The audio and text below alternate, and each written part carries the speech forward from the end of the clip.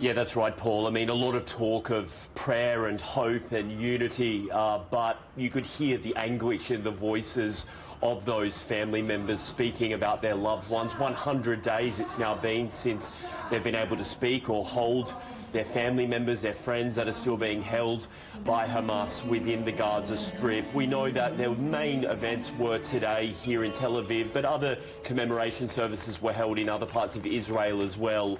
Not only did we see families of the hostages here, but we also saw some politicians attend those gatherings. Even a 100-minute strike launched between trade unions and big employer groups, effectively people walking off the job for 100 minutes in solidarity with those families.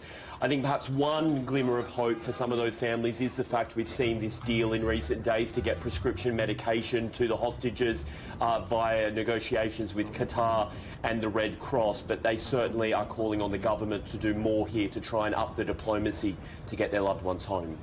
Meanwhile, Trent, Israeli military operations continue, don't they? The IDF saying it's killed militants in Gaza, also on the northern border with Lebanon.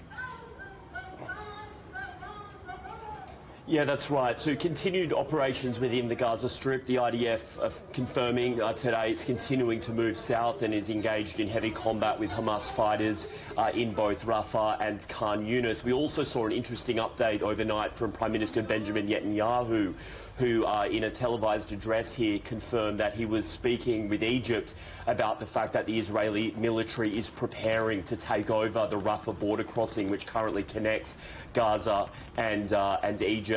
But on the northern border, we've seen tensions escalate somewhat today.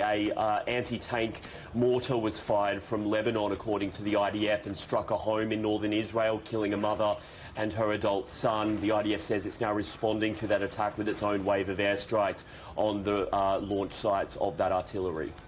Trent, thanks so much. Trent Murray reporting from Tel Aviv.